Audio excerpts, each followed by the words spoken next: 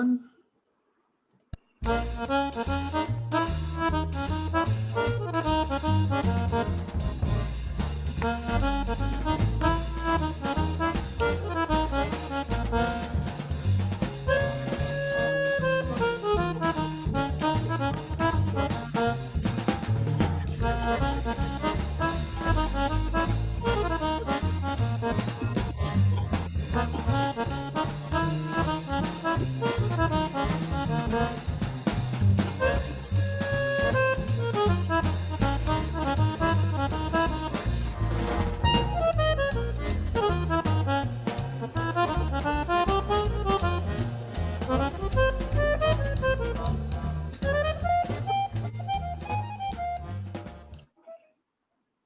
Well, hello, everybody out there. Happy Easter, one and all. Joe Cardinal, and we have a special guest that I'm going to let Joe introduce since Joe knows this gentleman. But first and foremost, happy Easter, everybody. And Joe, how you been doing? How's that hair? Still, every day it's like the journey of 1,000 steps. Every day it's another. You step look so in progress. different now. Oh yeah, well actually I should probably get my video going. There we go. There you So we want to have a big review. It's like an Easter surprise. You don't want to like let it out of the gate right away. You know, you want to build up. So I hope everybody, this is added to their holiday cheer by getting the big reveal. So, Well, people come from worldwide. I mean, and from what I'm hearing, if there is truth about the aliens, they may be coming from other planetary systems just to catch a weekly glimpse of you. I don't doubt that at all. It would make sense. That yeah, I would definitely. There's been moments of probing for sure, but I don't know if that's been involved with alien. I can't confirm if that was alien. Let's keep this clean with your probing stuff. Okay. All right. Well, why don't you introduce this sensational martial artist? I've never had the pleasure of meeting him myself, so I'm going to let you do the honors. Yeah, and it's kind of funny that you two guys have never run into each other because I was just looking over Rick's resume on his website, and it's like, gosh, I mean, so many of the same people and gyms. You guys have crossed, run in the similar circles for so many years. So it's kind of cool to have you guys together for the first time. But yeah, Rick Sollo, welcome to the show. He's kind of a legend here in the Chicago area as far as a Muay Thai trainer, kind of one of the premier ones, if not in just the Chicagoland area, probably in the Midwest. He's been involved in martial arts for decades now. His focus for the last few decades has been in Muay Thai, and he's done a lot to promote that art. He has his own gym here and has had, I was just looking at it. He's been to Thailand dozens of times, and trained with all kinds of fighters, has championship fighters of all different types. Actually, one of the guys that you both have trained in common is Shoney Carter. I saw that on Rick's site, that both of you guys have trained Shoney at various times in your, teaching career. So that's cool. But hey, Rick, why don't you say hello and kind of tell us your story? How did you get involved in the martial arts? Well, thank you. Thank you for having me on. I'm honored and it's a privilege. I've probably been to Thailand 36 times, by the way. Wow. Maybe more. So yeah, dozens. You do all kind of things your whole life, and a lot of times it doesn't stick. So I did, various martial arts. I wrestled in high school, and I'm a pretty horrible wrestler, by the way. And it never stuck. And what I like to think of as my modern career, early 80s, I joined a gym, and humorously enough, like the first day I could attend, they had a Larry Hartsell seminar running with the catch wrestling theme. And I was completely captivated. I thought it was the coolest thing I ever saw in my life. It was great. And one thing led to another. And back then, not to prattle on, but that genre of martial arts, whatever you want to call Larry's organization, JKD, part of the Filipino martial arts, catch wrestling, but it was tied to all this other stuff, a lot of Filipino stuff. And one of the things it was tied to was Muay Thai. And doing a lot of boxing back then. And I met Sir Chai Sir Sood, generally credited as the man who brought Muay Thai to America, although there'd certainly be others. But he was the first. And you know, one thing leads to another, and here I am on your podcast. What can I tell you? Well, that's great. It's great to have you here. And you know, so we do have a couple of things in common. You said you've been to Thailand probably at least 36 times. That's more times than Joe has seen a barber. So you have the advantage there. And I got to meet Larry Hartsell on a couple of occasions and talk to him on the phone and this and that. And this was sadly near the end of his life, unfortunately. But boy, he was just a nice guy. You know, we had dinner together with another one of his and my mutual students, Marcus Charles, which was just, Larry was one of the, you know, just one of the good guys. It's a shame he's gone. But again, when you start dropping names, Joe's right. Our paths have crossed so many times, you and I, and it's just strange that we've never had a chance to meet. But I guess now in this 21st century with the COVID, everything is you know, via, you know, distance or Zooms or whatever. I guess it's virtual, as they call it. Yeah, virtual meetings. I guess it's just fitting that we meet our first time virtually. So thank you for being here. Yeah, it's a 2021 type of story. I never met Marcus Charles, but I've spoken to him many times. I've messaged him many times. He took the Thai test, and I talked to him a lot after that. So I'm like early Larry. So I agree with you. Larry was like the greatest guy. And I think not fully credited for how technical he was, for how knowledgeable he was. You know, he'd been training with Dan and Asano forever. So if we're going to tell stories, the stories I heard was that Dan and Asano basically taught all of Ed Parker's Kempo classes. And then Bruce showed up. For a while, Dan was teaching both classes. And then Dan just kind of switched to Bruce's classes, and Larry was there. So it was a different world back then. It's, you know, you've been around forever. Modern people really can't understand that. But back then, walking into a school and challenging people to fight was a perfectly acceptable thing. Nobody really thought anything of it. So Larry was there, you know, if people wanted to come in and see how real people were. And he'd been training with Dan forever. And I was discussing this with Joe. Sorry, because I don't want to screw this up. Mike Figurelli, Dean Lisi, John Failing from Madison, and myself, we were always traveling around, going to all Larry's seminars, bringing them in. And he decided he was going to have an organization. So he made us all honorary full instructors. And he said, well, when I'm going to have tests, I'm going to have ranks, I'm going to have websites. So we actually all passed the test. I think we passed it at Dean School in Dubuque, Iowa. He goes, okay, you're all full instructors, but I don't have certificates yet, and I don't have my website. And in the intervening time period, Larry met his wife, and things started going in a different direction. Not really a direction I wanted to go, but, you know, more power to him.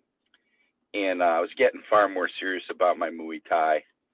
Well, I was always serious, but it was consuming more of my time. And I kind of separated out from Larry's organization. But, you know, Larry was a great guy. Larry had great stuff. And, you know, I wish that was still around today more in terms of popularity. Yeah, I don't know if anybody's teaching that anymore, specifically from his lineage. I don't know. Maybe they're doing it. Maybe Eric Paulson. I don't even know. I don't think they're from, I don't know. I shouldn't even say, I don't know. I know they know each other, but you know, getting back to like Larry, now So I met Larry, as I said, near the end of his life, but he had told me in the relatively in the beginning of his Bruce Lee career, he had done some boxing and some judo. So this is long before he was introduced to his style of catch. But he was like the bodyguard. The Yeah. You had to go through him at the gym. And especially in that era in the early 60s, he was big for, physically big for that time frame. So yeah, he was that guy. And yeah, we just had, I mean, I miss him. And the one thing that bothers me is he wanted me to make him a knee bar video. And I just, it was problematic for me to get anybody to my gym, what my schedules to film this and blah blah blah. And in the interim, he passed away. It was short. I mean, it wasn't like this was months and months and months. This was like a matter of a few, I don't know, 5 6 weeks since he requested the video. So that shows you that even till the very end of his life, he was still on a quest to learn, to discover, to see things. How do you not like that? I mean, that's just awesome. Well, it's like we went to the same high school, but we went in different time periods. Eric Paulson would definitely be up there. I don't think he's I think he's doing his own thing, and he's more of an MMA teacher. There's still a Larry Hartsell Grappling Association floating around, because I'm Facebook friends with people who are members of it. But as you well know, we live in a jiu-jitsu world today. Yeah, it's yeah, Larry never like really, to me, claimed to be like a catch wrestler per se. He did some judo. He was a cross-trained guy, for Yeah, sure. judo, more Yeah, judo. Yeah, yeah, right. And you throw yeah, things in. Yuri Nakamori. Yeah, Exactly. Yeah. So, and that has its own history to it. But yeah, anyway, the thing for me is I mean, I've trained in the past. I've taught at certain JKD schools or clubs, but I'm not a part of any organization. I pretty much have been my own guy all these years. But I'll tell you again, Larry, he just was just a nice guy. And it was weird because when we had gone out for dinner, I had a pretty bad injury at the time, so I was limping really bad, and Larry was all beat up, and he was limping really bad, and we looked like just a couple of like goons. We were at this restaurant, like we were both like, well, Larry had lost a lot of weight, but we were still well over 200 pounds, both of us limping and shit. We looked like we, were ex-football players or something, but he's just a kind man, just really honor to be around the guy. Larry's JKD then was more open, from what I see, and Larry's JKD, from what I saw, from what I remember, a lot more boxing. Other people's JKD had more Wing Chun. Larry had way more boxing, and it would be more permissible to have JKD that had a lot more boxing in it. So that was kind of how I related to that system. I don't know how to put it. I did too much Muay Thai. For the life of me, I couldn't do those kicks. The way they kicked, the whole mentality is so different. If you're doing all this Muay Thai, you just emotionally you just can't kick like that. So I learned a lot from Larry, and it was a great time, and he had good stuff. But I had a JKD, the JKD. I can't believe that stuff's not around. I can't believe the Filipino martial arts are so small now.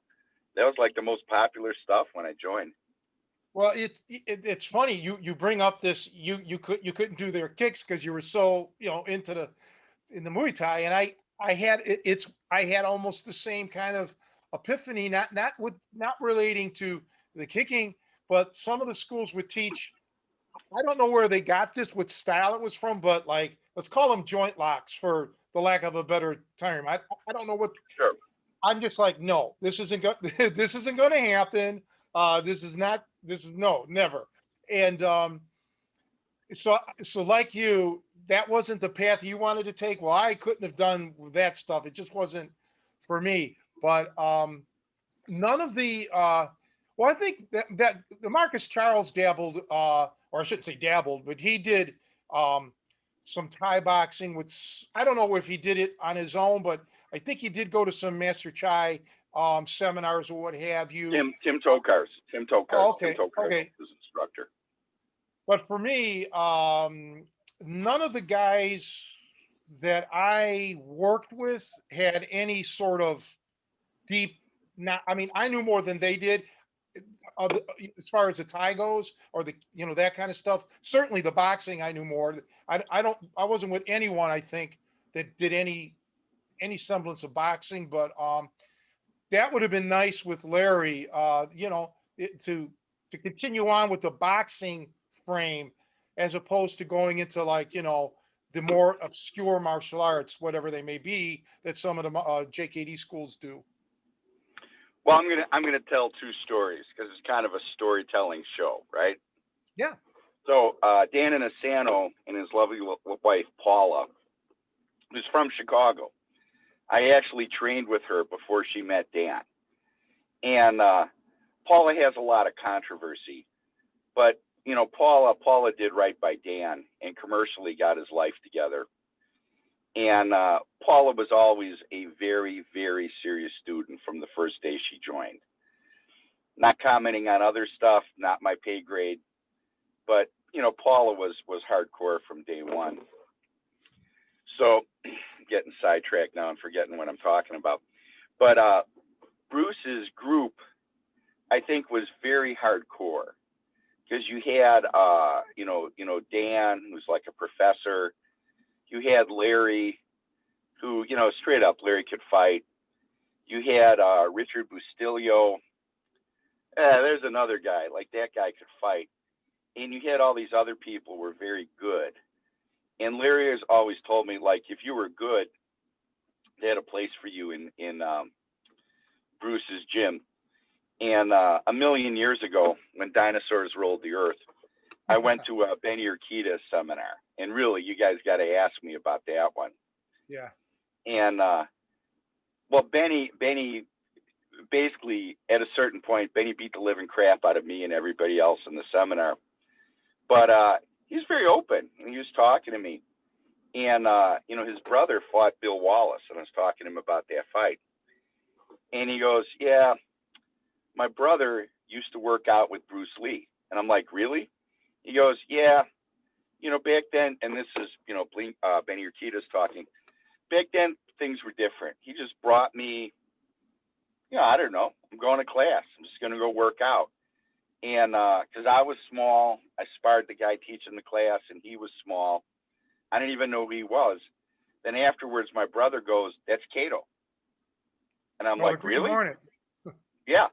So, so Benny Urquidez, when he was young, sparred Bruce Lee. Wow, I never heard that story. That's super cool. Well, I wasn't there, but that's what Benny told me.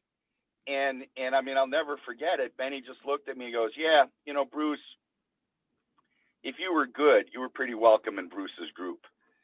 So there's a completely independent confirmation, no economically driven reason to lie or anything. But that was just his opinion. I never forgot it. It was pretty cool. You want me to talk about Benny's seminar? Oh, for Yeah, sure.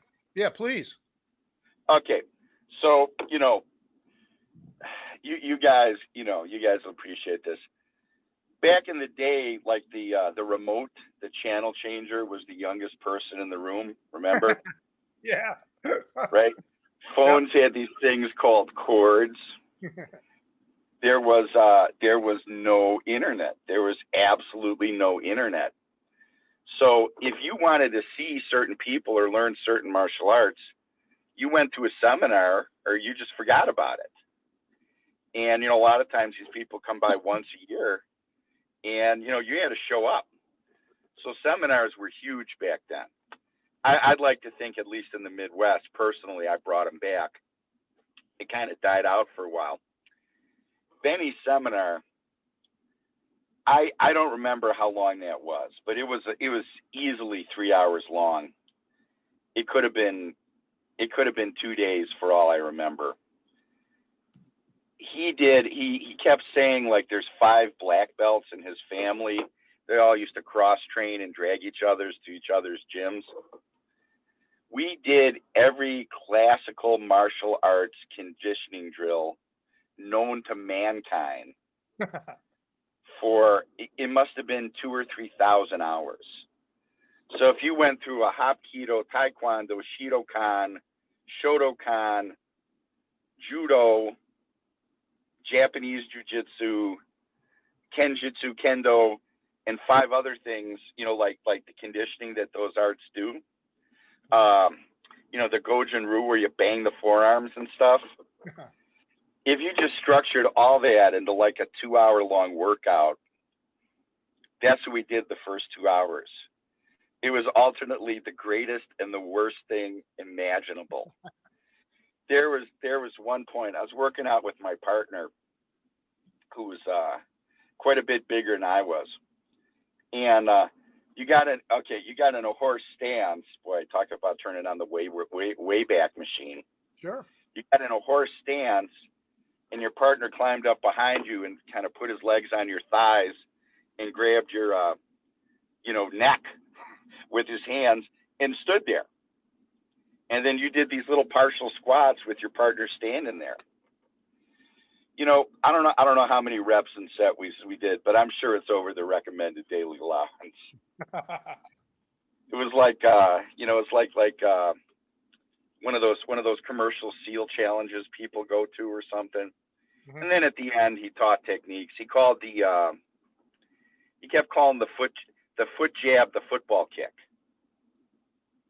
Now I never found out if he meant football the sport, and if he meant American football or soccer, yeah, or if he meant like kick with the ball of the foot. But he kept calling it the football kick. Which, hysterical. And Benny socially was a very nice guy. He wasn't mean or anything. Perhaps not the Southern charm Larry had, but I have nothing but good memories of the guy. But when you got in the ring, and he was very good, he didn't like abuse people. But however good you were, when that bell rang, he was just a little better, and he made it clear. Now, basically, I was starting out, so being better than me wasn't any big deal. But I got a 3-minute drubbing, and people who were very, very good, they got a 3-minute drubbing. And again, I don't know how many rounds he did, but he did a lot of rounds. So the traditional thing where at the end the instructor like beats up the whole class, he did that, and that was pretty good doing it in that class. It was a lot of people. So what else can I tell you guys? That's, let me ask you this. Where was that seminar at? Out in California or out here? Degerberg Academy. Oh, in Chicago. Okay. Is that where Rick from, Joe, originally? Yeah, actually, I was going to bring that up. So I was doing what they called like the teenager class at that point. So I was in high school, and Rick, like I said, he doesn't remember, it's probably had 100 million students by this point, but at the time he was a very big influence on me, and it's constantly trying to like encourage, hey, focus on your boxing, focus on the fundamentals, which is something that there's a direct line from those lessons from him to you, basically the same kind of theme as far as what I need to be working on to make sure I'm good at, know the fundamentals, know your wrestling and boxing. And that he was a very early influence on that. Because I think this was pre kind of Muay Thai taking off, because that's, we ultimately had the same Muay Thai instructor there at Degerberg initially, Chat Chai. And, I think when I knew Rick, it was kind of more of they didn't call it mixed martial arts back then, but it was definitely kind of a mixed approach. So you were doing a little bit of Kali, a little bit of kind of American kickboxing, and maybe a little bit of grappling or something. But it was kind of, their attempts at a hybrid approach to martial arts was happening there. But I think kind of off in the corner, like they just basically was like Monday nights at 9 p.m. There was a single Muay Thai class. And if you heard about it, you know, they didn't advertise it that well, at least I don't remember it, but just by word of mouth, it's like, you really should probably go here and learn, you know, at this stage, these are the guys who are really kind of running I wouldn't say running the school, but they were the guys who were, if you wanted to be dangerous, you needed to hang with that group there. And so, yeah, it's kind of interesting so that's exactly where we met. And I think I also, once or twice, I know you had a school up in Skokie. I think, is that when you first branched out on your own, Rick? I went up and definitely Yep. visited you there. We were still working some Hartsell type grappling at that point. So I don't know if it was specifically, at a certain point, there was a transition for you. And I'd be curious about that, when it was like, because your focus became Muay Thai and promoting that art, you know, overall. I mean, was it a gradual thing, or you just realized that this was your thing? Well, okay, well, let's go back to Degerberg just for a minute. So mixed martial arts is a thing.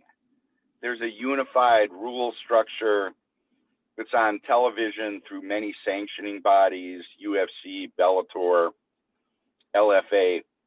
So when you say MMA, although words have meanings in a sentence, it means a very precise thing. The term they really used back then was blend, because people are trying to blend and learn all these different martial arts. And Degerberg in the late 70s, early 80s was kind of, when you were a kid, was a different world from the later versions. So back then, if you were in Chicago, but I really don't think the rest of the United States was very different, you did a number of very, very clearly defined things. You did judo, you did taekwondo, you did boxing, or you did kung fu. And that was that.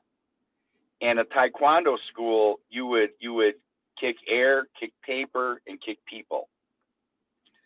There would not be a bag. And if you suggested they put a bag, they would look at you with horror. There would not be a ring. There would be absolutely no boxing gloves, although some of them had those Jahunri plastic coated things. If you were in a boxing gym, like if you kicked or you threw somebody, like that's a foul. You got to go. The same with judo. Kung fu guys would have what everybody thinks of a mujok, like the little tree with the arms on it. Or they had all these just weird mujok. There was a 7-star praying mantis gym. But that's what you did. You hit the little tree with the wooden arms. You never wore gloves. So that was that. So you either did one of those arts or you were at Degerberg. And there was absolutely no bleed over. If you wanted to do boxing, throw a kick every blue moon, or incorporate a shoulder throw, or God help you roll around on the ground, you were 100% on Degerberg. If you did any kind of Filipino art, weapon art, you were at Degerberg. And it was a different gym back then. Dues were like $30 a month. You had people from all over. And, you know, to be frank, it's a pretty rough place. Sparring was rough. And later it went in a different direction and kind of systematized, standardized, and professionalized its training and went in a different direction. Well, let me kind of give you my perspective, because I moved to Chicago in at the end of 1987. So I've been here 34, going to be 34 years. So one day I decided to go to the public library downtown Chicago, and I requested some old telephone books from like the late 60s, early 70s. So, you know, let's call it about 20 years before, 1987. And you're right. I specifically looked at martial arts schools and this and that, and the preponderance was judo, judo, judo. It was unreal. And then once in a blue moon, I would see a listing for Korean karate, as they called it. Yeah, Yeah. it really was. It was unbelievable. But now, in real time, in 1987, the big schools that I recall were Degerberg, And forgive me for not remembering this, and I should. Um, the big Hapkido school on Elston. Uh, Elston and Western, right? The guy with yes, the two doors. Yeah. yes, Exactly. exactly.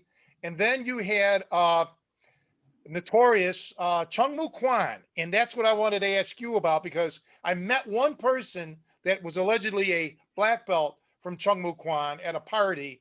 They ended up shutting that school down, but Yeah. do you know anything about that? Well, I'm sure it's still online. Pam Zeckman of Channel 2 News. Uh-huh. By the way, we are just like riding our horses to work today and plowing behind a farm, going to the downtown Chicago library, not the Harold Washington Library, the downtown Chicago library, and asking for phone books. Yeah. Oh Hey. my goodness. I was inquisitive. That was after he was playing his jazz records on the Victrola. Yeah. Yeah. Yeah. I don't think if I went into one of my classes and asked them how many of them have ever seen a phone book, I wonder what I'm laughing at my own jokes here. I wonder what answer I get. They wouldn't have any idea, right? Well, things were very cut and dried. So if you did, this was before Chicago Fitness Center opened, all this other stuff. And 86, I think I've been there a few years. That's when I started switching over to Muay Thai. And, it was just a different place. Things were very different. People could come into, remember Gracie Challenge? That wasn't that weird back then. The thought of somebody walking into a gym and going, hey, I want to fight in a challenging manner, not that strange. And, if somebody called the police or called a lawyer for a lawsuit, they would have just laughed at you. Boy, look at that in today's world, right? Yeah, right. I mean, that's how that escalated between the Black Dragon, Count Dante's thing, and the Green Dragon, and ended up dynamiting each other's dojos. And yeah, you tell it to people nowadays, they're like, get out of here. Yeah, that actually happened. Well, I don't go back to Count Dante, but the whole Count Dante thing, I know more about that now than I do then because there's an internet. Yeah. And like trying to explain to people, anybody who listens to this, you got to look that guy up. Like that was real. And yeah, apparently it was real. So back then, now there's Google reviews, which is pretty good. Some of the other reviews basically just tell you how much the person being reviewed paid in revenue, but Google reviews seems pretty legit. And there's all these mechanisms to find stuff out. So back then, a lot of people, what do they know? It's an Asian guy, it's uniforms, they got belts, they got all these names. This is the local gym. So they go in there and people act, all martial artsy, like they're Kwai Che King and Kung Fu. And I want to learn martial arts. So they join. Only much later are they able to find out that, they're in a cult. And, plenty of them were casual students. They never found out. So I don't want to disrespect everyone who ever was a member of Chung Mu Kwan. Most people in the gym, they're just people in the gym. They don't know what's going on. Yeah. They may never even talk to the owner. You know what I mean? But the original Chung Mu Kwan organization, actually was very bad. One of my students joined my gym because Chung Mu Kwan beat up his instructor. Because they actually used to dojo storm and dojo bust, not in the modern jiu-jitsu stance where we're all come in, show respect, roll around, and, I don't want to say have fun, but, it's more positive. No, they used to actually show up and beat the crap out of students and beat the crap out of instructors. I mean, I don't want to get sued for that, but I heard that many times. One of my students, his lifelong instructor, quit because they beat him up. As he told the story, he went through his car in the parking lot, and 5 of them popped out, And they're, blah, blah, blah. We challenge you. So again, this is his version of the story. No videos available. And, he fought him. And then, then they got smart and they pulled out martial arts weapons and the group beat his head in, or at least that's what I was told. And, boy, there's a lesson for you in the martial arts. There's a lesson for you on self-defense and your personal safety. Don't be believing in your ring skills, Survival's number one, right? Yes, I agree with you 100,000%. It's, I just saw a video this week and it sickened me, of an Asian lady. Turns out she was 55. You saw her getting stomped by that big dude.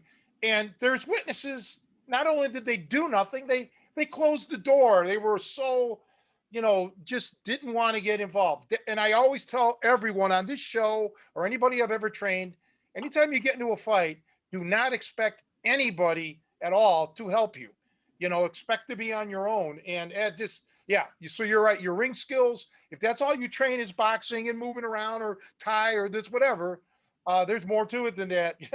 You'll find out, unfortunately, right? Well, I think Muay Thai is number one. But if you're very good, very, very good at something, undoubtedly, you can fight pretty effectively with it. But, in your mind, they didn't call a promoter and challenge you to a ring fight. You know what I mean? Right. They wanted to fight fair. They would have called a promoter and challenged you to a ring fight. So right there, they started, kind of underhanded, underground. So, in your mind, you don't want to limit yourself.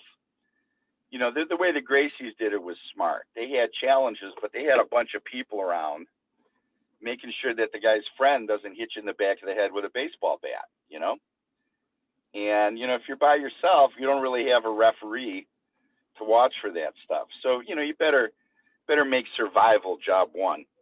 But they were going around back then.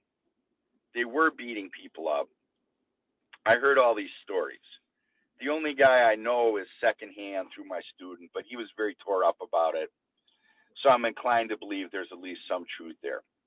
Now, my gym, we used to get these weird phone calls. So, 98% of all people that call a gym say the exact same thing. Now, to you, you've had thousands of these calls, so, you got to be careful. It can get boring. But to them, like, you're the first guy they spoke to. You know what I mean? Mm-hmm. It's an important decision. You're like a car salesman. Car salesman sold 100 of cars that month, but the person coming in, they're only going to buy one car every 5 to 10 years. So it's a big deal for them. So you have to have a certain, a sensitivity to the people you're talking to. But there were all these calls, and you could see it was fake because they just completely didn't care. When are you open? Yeah. Okay. How much you charge? Yeah. Okay. How long is class? What do I got to wear? They kind of run through the list, and after a while you could smell it, and then they go, "What do you think of Changmu Kwan?" Which is really what they wanted to ask. There you go. And you could tell, because usually when people ask price, that's a legit question. People want to know, and they want to know exactly what they're going to get and how they pay and everything else. And you could see when they weren't even taking price seriously, they're here from other things. What do you think of Changmu Kwan? And I can't really repeat on this podcast how I would answer that. But, it's something to the effect of, how do you feel of being challenged? And I'm like, listen, sign a liability release and we get to film it.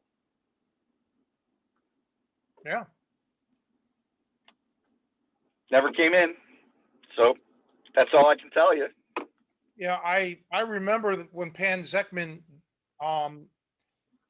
they did when she did her interview, or her not interview, but her investigation. Yeah. And I also remember they showed a clip of, you had Fred Degerberg and other owners, established owners of martial arts schools. They had like a little committee. They got together someplace, it may have been a restaurant. I don't recall, but I tend to want to believe they were all sitting around a large table, like discussing, what can we do here? But yeah, I know for a fact that it was Chung Moo Kwan was part of another group that similar tactics apparently were established on the East Coast. I don't remember. It was similar in name. I don't recall what it was called. I'm sure some of my friends on the East Coast would know, but you run into that. I mean, it's unfortunate, but you do. I knew a guy from Cleveland, not martial art related, but he was a musician who uh, got involved in some sort of a religious cult, Sure.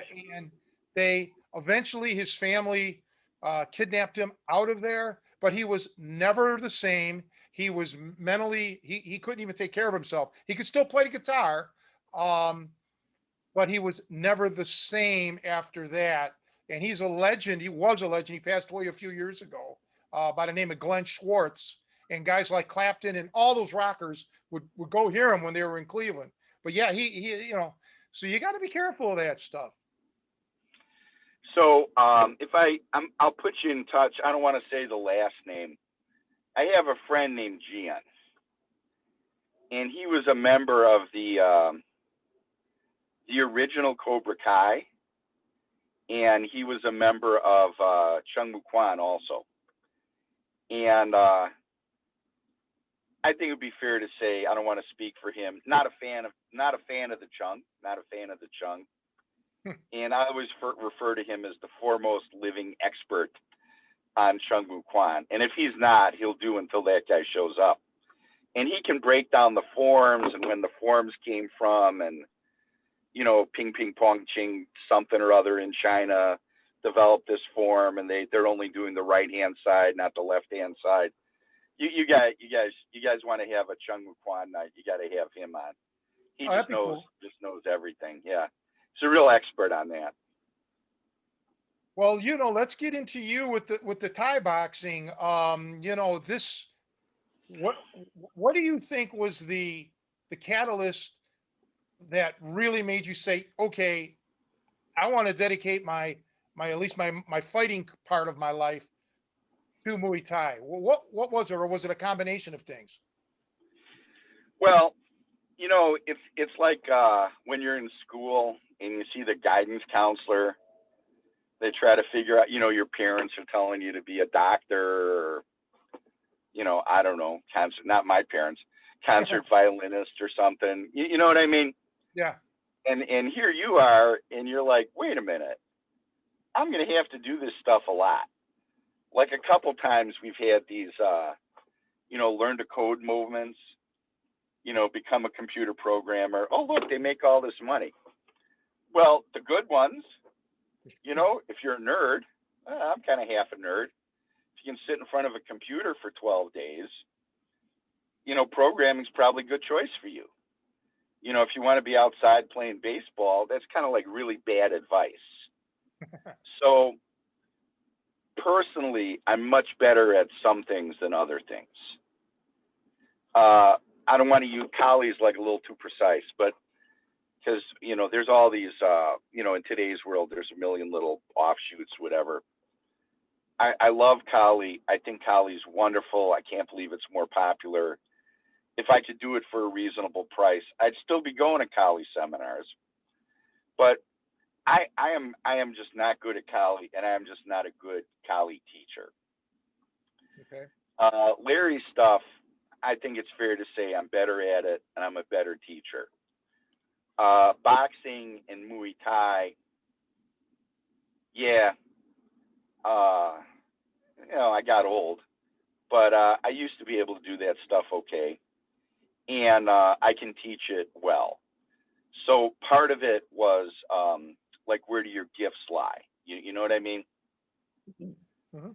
I know you always wanted a secret career in modern interpretive dance, but yeah, yeah, it was your childhood dream, and then you got over 200 pounds and you had to give it up. No, but I mean, that happens to people. Yeah. They want to be gymnastics, and girls grow to be 5'7", yeah. and there's no 5'7" Olympic gymnast. You got to find something else. So part of it was my inclination and what I really enjoyed. And so I really loved it. I thought I could explain it and teach it well. And the training opportunities were just unbelievable. You know, Brazilian Jiu-Jitsu is a great art. But in this area, Brazilian Jiu-Jitsu was very cliquish. If you're in one group, you couldn't even really talk to people in another group. Back then, I don't mean now. I'm not commenting on politics now. I mean back when it first came out. It was heart-stoppingly expensive. Working out was like it was a real problem. You know, like you pay $200 a month and you can come to the gym once a week. I'm not smart enough to pick something up once a week. Whereas Muay Thai, you could do Muay Thai anywhere with anyone, and they'd just be happy to see you. And, you know, there's rivalry and ego and competition, but we're all doing the same art. You know what I mean? You know, you might be kind of my greatest enemy, but we can still do pads. Because you want pads and you need a holder. I need pads and I need a holder. You know, some of my Jason Soder, some of my greatest training partners were just guy there trying to homicidally murder me every round. You know, so the inclination, the ability, the opportunity, and I waited a long time to go to Thailand because let's just say training in Thailand covers a wide spectrum. And thanks to Bob Carmel, I could go into the original Fairtex Muay Thai camp. Sam Shepard wrote a book called The Fighter's Heart. I did not meet him there because we were not there on the same time, but he wrote about the original Fairtex camp quite a bit. And if I could have dragged you guys on the plane with me, you'd both be Muay Thai guys now. You couldn't believe it.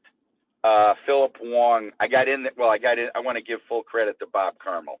Bob Carmel owns Golden Boy Muay Thai Gym and Promotions in Arizona, which is a fantastic gym. If you're ever in Arizona, if you're ever in Phoenix, you should check it out. Nick Chastain and Damian Early too.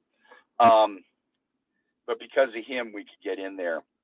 And Philip Wong, Asian billionaire. So, okay, this is going to run a little long, and I apologize. Go ahead.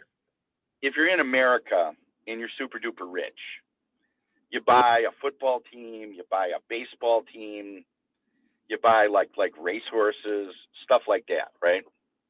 Maybe a yacht. You know, I don't know. I've never been that rich. But, you know, if any of you guys have some extra money to give me, you know, I'll take it. In Thailand, particularly back then, now there's more a tendency for the billionaire class to buy a soccer team. But back then, that just for many reasons, that just wasn't going on. They had Thai camps. And they were all these very hardworking, very intelligent, very industrious entrepreneur types that kind of clawed and made it to the top, you know?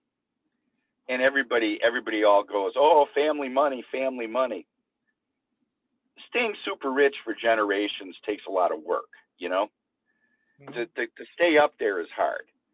So a certain kind of individual had that level of success in Asia. And in the Thais, they all just ended up being big fans of Muay Thai. And they would build these camps kind of not in their house, but in their house complex. And, you know, they just love the sport. They just love the art. So the original Fairtex camp, now there's other ones, and in many ways it's much better now. But back then, stuff was just so cool.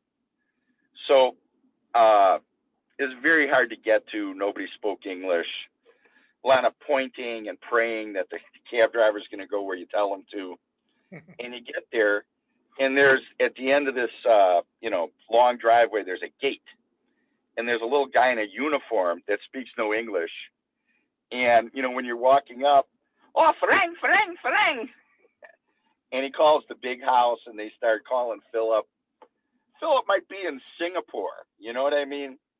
But before you walk in, you know, phone calls are flying around the globe for his international textile business. And you walk down this long driveway. Later on, there was an equipment factory. There was all this other stuff, but we can save that for another show. And like on the left was Philip's house, which was kind of small, but kind of like lifestyles of the rich and famous. I don't know how much Philip wants me talking about his house, but when you first walked in, he had a Japanese suit of armor, a real one. You know how much a real Japanese suit of armor costs? No clue. Well, I wouldn't know enough to buy one, but it's astronomical, you know? Huh. That's something you usually see in a museum. So Philip's house was very high level, very home beautiful. And then that's if you, like on the left side. To the back was all these, I'll call them apartments for the staff. We'll say the trainers, the groundskeeper, the servants that took care of the house, all that stuff. And on the right was the Thai boxing camp. And Brian Popejoy has a lot of video up on the Boxing Works, because Brian's a back in the day guy too. Probably the most famous Muay Thai coach in America right now, or one of them. And he has all this really good video of that up on his Boxing Works website. And there were 3 packed rings, and the fighters kind of lived on top. And they lived like Thai farmers, which is very collective and very poor. And you know, it was just the greatest training in the world. And I remember Philip coming out and just starts yelling at people in Thai, and everybody's running around because it's the big boss, and they're trying to get some facility ready for us to stay. And Philip's like, "Hey, Rick," you know, I was with like Troy Neindorf, who teaches at in Madison, Wisconsin at Chosen Few. Trying to name drop all my friends so they get a student. Hey, we live in a capitalist country, buddy. I just remember Philip looking at me and goes, "This okay? Can you stay here?" And I'm like, "Sure." And we had sleeping bags and mats, and we just threw them on the floor, and there's our room. And, you know, Philip Wong, a couple of Rolls Royces in the driveway, international businessman, you know, these huge deal, looks at me and looks a little comfortable, and is like, "Okay, if I charge you?" And I'm like, "Sure." And he goes, "Yeah, how about 100? And I'm like, "Sure." And he goes, "Yeah, okay, 100 a month." And I think I went like, no, 100 a week, 100 a week. That's ridiculous. We can't stay here for $100 a month, room, board, food, training. You know, It's ridiculous. We'll give you 100 a week for the 2 of us. And now later on, through the efforts of a lot of people, they actually made it more systematic and commercialized, and they had standard prices and all that. But for a few years there is pretty awesome. And now going and training in Thailand is a very, you know, it's like staying in an international hotel. It's a very standardized thing. There's websites with the prices, and you know, that's better. It is better, but it was cooler then. You know, like the old, I'm talking too long, but the old Lumpini Stadium. And there were many iterations of that. That stadium's gone. Now they have a new one. The first time I went there, I think it was me and some guy from Norway were the only Farang there, the only non-Thai there. And there were 3 levels. There was like the floor level sitting ringside, which basically nobody did. There was like a mid-level, and there was a 3rd level behind chicken wire where all the gamblers sat. And you couldn't really sit in the gambler section. I can talk about that too. But I think it was like $3 to sit in the cheap seats. So the Thais, there'd be like 7 to 9 fights. and the card would be more. It'd be 10 to 12, 13 fights.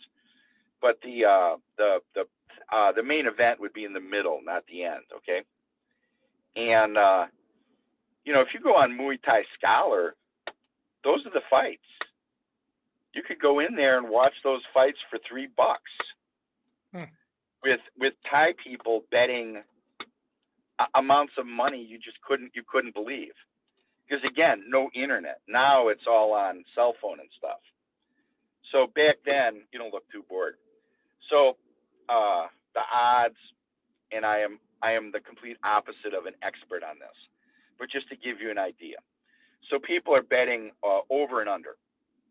People are betting the odds, like the hand signals at the old board of trade, 5-1, 3-2, like that.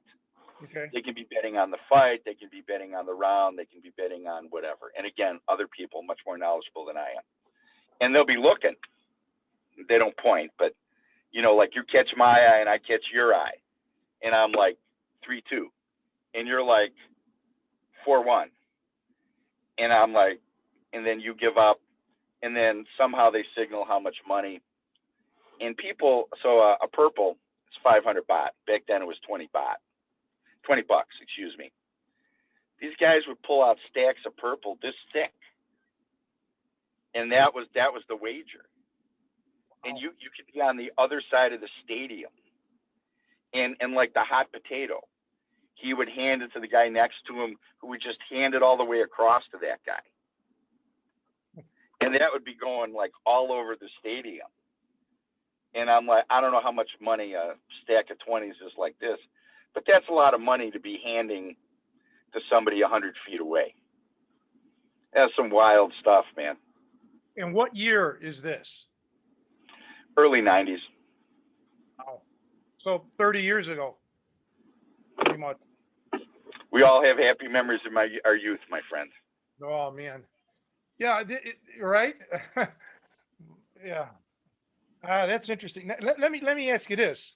If you guys could have gone with Troy and me, and Brian Popejoy did come with us. He came over when he was, I think, 16 and 17 with us. And you could have seen like the Lumpini Stadium experience back then. And it was a very, very bare bones place. You know, the bathrooms did not really have hand dryers and mirrors and marble. You know what I mean? Mm-hmm. It was very, you can't say it in today's world, very third world, right? And it was rough. If you could have seen those fights for what we're paying for it and how close we are to the action and everything else, you would have been captivated. I woke up, you know, actually I didn't wake up. I tried waking up and I abandoned it as a concept, and I just started running when I was asleep. And I'd wake up like 30 minutes into it. It was just so much more pleasant, you know? Saved like 30 minutes of suffering, you know? Like getting up an hour early, drinking all this coffee, trying to wake up. Just go out there asleep. But, you know, you go for this crazy long run, much less long in my case. And you're working out for hours with literally the best in the world. You know, not like you're sparring them or stuff, but you're doing pads, you're next to them, you're hitting the bag next to them with them. You know, a lot of martial arts, monkey see, monkey do. If everybody around you is really good, it starts rubbing off. Again, less so in my case, but still.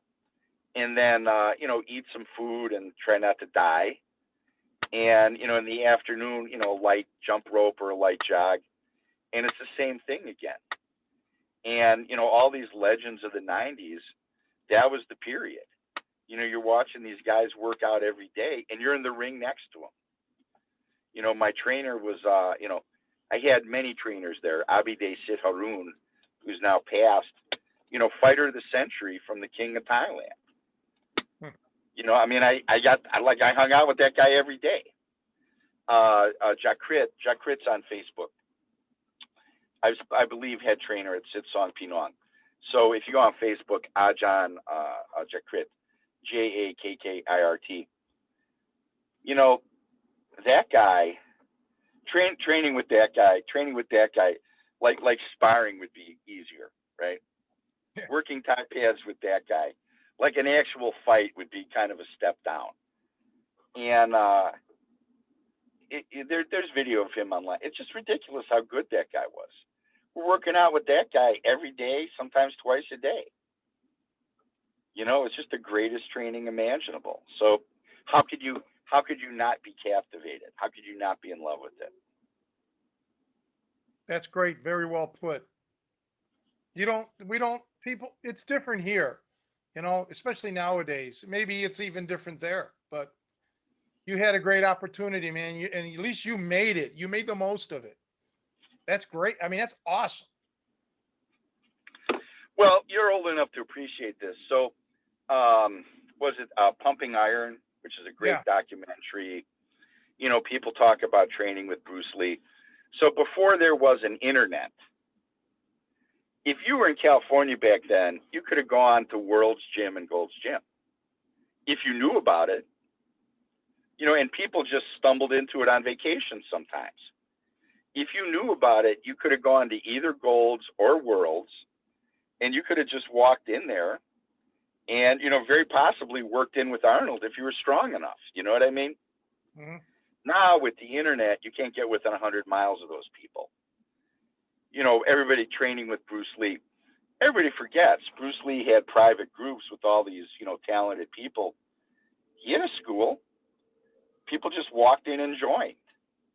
They didn't know the guy was going to become a living legend 40 years later. It was just, there's my local gym. Kind of on my way home from work. Mm-hmm. This looks weird. I'll do some Kung Fu. You know what I mean? Yeah. So, it was different then. Things were more accessible. Yeah. And I think not just that, you're right. It's accessible, and it was more, I mean, you actually had to do some legwork, to get out there and search this out. I remember, even with me, and I'm nowhere near as old as like Bruce Lee would have been, but uh, back in the 90s, I mean, yeah, there was the internet, but still people had to do a lot more physical legwork. Now it's just, let me go online and let me type in a school in, I don't know, Omaha, Nebraska, see what comes up. We could, that makes things a lot more convenient. So for me as an instructor, I would always say if somebody went through all the effort back then, 20 years ago, to find me and show up, I gave that person credit for that. Sure. Same, I'm sure the same with you. Pre-internet, it's a different world. Yeah, now, right. Somebody makes a meme of something you do in a fight or you win a promotion. Somebody can get online and book a private with you for unbelievable amounts of money, right? Yeah. Back then, wasn't like that. Remember in the gym when you're learning how to lift weights? What was the original training program in the gym? You look around the gym and who's the biggest guy and what are they doing? And, you try to behave yourself around that guy and you hope he gives you some advice, And in many ways, that system was better, but in many ways not so. But that's not the world we live in anymore. That's true. Even like in the pool, shooting pool. I love to play pool. That's Sure. how it was back then. You didn't go up, nobody even gave lessons really. It was like you watch or you got better by losing money, by playing the better guy for cash. You lose, you try to pick things up. And even with the boxing, I try to tell people, like when I was learning how to box, yeah, like you, I did have a coach now and then, but it's generally you're thrown into the gym, you watch everybody else, you see how they're throwing the punches and moving, you kind of figure it out. And now and then the coach will say, step into the jab or whatever, now everybody, a lot of people, I didn't say everybody, but a lot of people want to really be spoon fed everything. Well, you have to be very careful because, I don't want to say things were better now or better then, but they were different. I think more people do it now and probably more fit and more athletic people. But back then, people were rougher because you had to be. A lot of gyms, the first lesson was like literally beating the crap out of you. both grappling-based systems and striking-based systems. You know, your first, you know, free lesson Yeah. was, you know, sparring or rolling to a level that, you know, kind of freak people out today. So, you know, that's not how it's done now. I'm not suggesting going back to the old ways, but there were, you know, things were different. And for Thailand, I will address this. If anyone's seriously thinking about going to Thailand, through you, they can certainly contact me. And to clarify it, so we should address this. Is the old training still available? Yes, it is. Is the new training available? Yes, it is. So I would say there are Thai only camps. And I'm not going to attach any names to this because people would get very upset with me. It's not that they Farang, foreigner, non-Thai.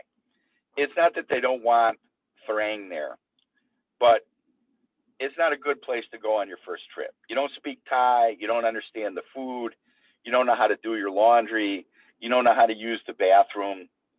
You know, when was the last time you washed your clothes in a bucket? Right? Yeah, like never. Never. Yeah, right. So it's not they don't want you there. It's just they're not set up for it, and nobody can really like walk you through it. If you've been to Thailand a few times, you know how to order food, you know how to act, you know how to behave, you know how to do your laundry. You're fine. They could care less. You're one of the team. But the first time, it's kind of a Thai only. Not that they're, you know, elitist or something, but they're just not ready to deal with your issues. Then there's, and some of these are very famous and they have great internet presence. Well, if a camp has great internet presence, that means a certain portion of the camp energy is going to marketing, which in some camps would be 98%. So those camps, they're really not set up for training. They're set up for the holiday casual experience. And if that's what you want, those camps are pretty rocking because they're beautiful. There's drones flying through. You know, it's a very pleasant experience. And, you know, if that's what you want, I recommend it. And those camps are very good. And then I would say there's a sweet spot. So if you could break it down, how's the camp making its money? Is the camp making its money training Thai fighters to fight in Thailand and live off their winnings? Or is the camp making its money off of tourist money? And the camp's going to be a completely different camp, whether it's one of those two things. And there is still, thank God, a sweet spot of camps that make their money off of fighters or the fighting so ingrained in the people, it's the same camp. And you can go there and be comfortable as a first-time tourist. So you can have, like a lot of things in Thailand, you can have any experience you want. You just have to decide very clearly. But I will say, I know you want to talk. I will say, don't base your decisions on marketing programs of some famous person or equipment company or blah, blah, blah. Oh, look at all these great videos. Well, they might look great to you as a beginner, but, you know, find a more experienced person to kind of shush you through the training. Okay, I'll shut up. No, I can fully understand. I have no insight into that particularly, but yeah, I do know of that kind of stuff. Like I'm trying to think of the correlation, but you know, it kind of reminds me of like City Slickers, the movie where they all went out to that cattle ranch. Well, you know, it was a vacation kind of cattle ranch. It wasn't, you know. Yeah. So yeah, you do have that, and you probably have that out here in certain places as well. But yeah, some of it's and you know what? Even the hardcore, like when I was rocking and rolling with the gym, the hardcore was too hardcore for so many people. They'd come out and they're like, okay, got to tone it down. Um, so yeah, even for people who may think they're ready for the hardcore, they may not be.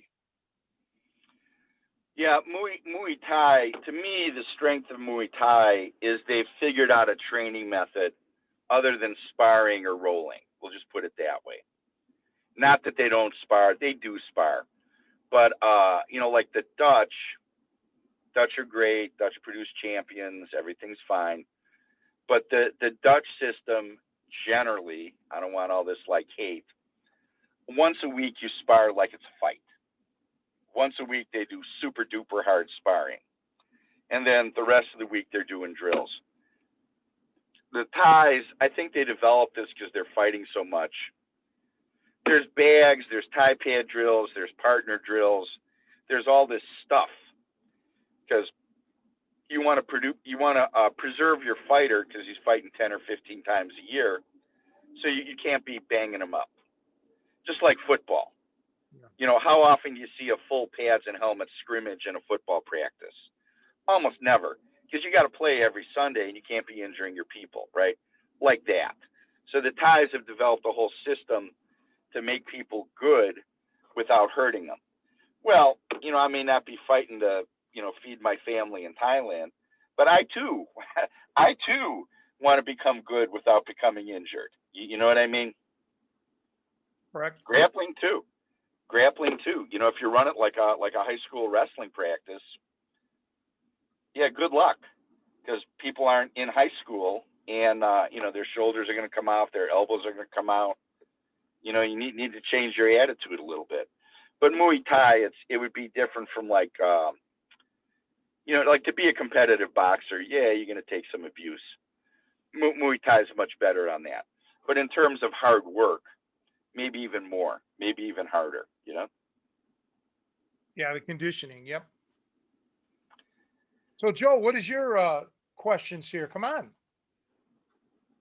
Well, it's funny because he's kind of answering a lot of them, just talking about his experience. Because you know, Rick and I had talked prior to this this call here, and I mentioned that my son Casey's in Thailand, and you know, even though he can speak Thai and he's been there for a few years, he has struggled to really find. Now he has found he trains in Krabi Kabrong with the Budai Swan Institute, and we were able to get that connection through Tony Moore. He was able to hook that up for us, but.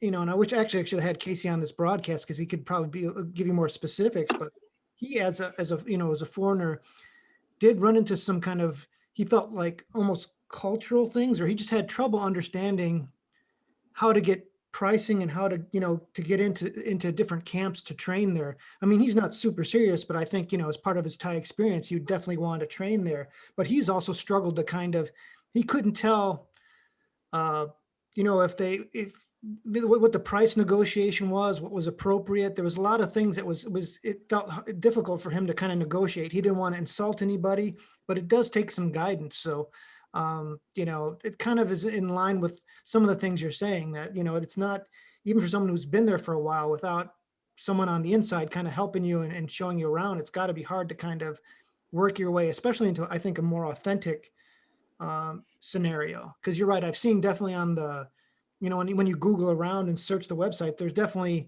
camps that look like they could be run here in the US. Like, you know, it's like you fly 13 hours and it's like you're back kind of in the States training. You know, you don't have you know, if someone who's a fan of Thai culture and Thai arts, you probably want to have well, how do those fighters actually train? How do they live and train? Or maybe you think you do, maybe you don't. Well, the camp is as beautiful or more beautiful than any gym in America. Everybody in there is a Farang. And so, you know, you guys had me on to tell stories. So, yeah, I got a big mouth. I got a lot of stories. So every one of these camps, from, you know, some place with like one bag and a lot of dirt, to places where it takes 12 minutes for the drone to fly around the campus, they all have spectacular trainers. Every single one. But that's like saying a university has, you know, Nobel Prize winners. You may never see that guy.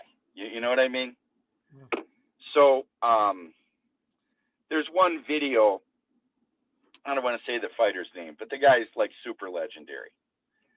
And he's working with some, you know, very nice female, very, very cute outfit. And, you know, she's good, hardworking, sincere student. So full respect to her. But the guy throws this little tricky elbow, and I rewound it several times. I'm like, that is as perfect an execution of that technique as I've ever seen in my life. And I'm just like, you know, I watched it. I kind of, you know, whatever, reviewed it thoroughly. And then I go, I'm dying to see him feed her this round. And she did not throw that elbow one time in that round. In fact, she didn't do anything right for 3 minutes. But she got a great workout. And the whole time he's going, beautiful, beautiful. Oh, you're so good. And, you know, at dawn, you know, the little light bulb goes off. I go, this is the essence of a tourist camp. This is the essence of a casual experience. And, you know, it's good. It's win-win. He's happy. He's getting paid. She's happy. She's having a wonderful experience. And this is not gender specific. This happens to, you know, plenty of men. It struck me on this video.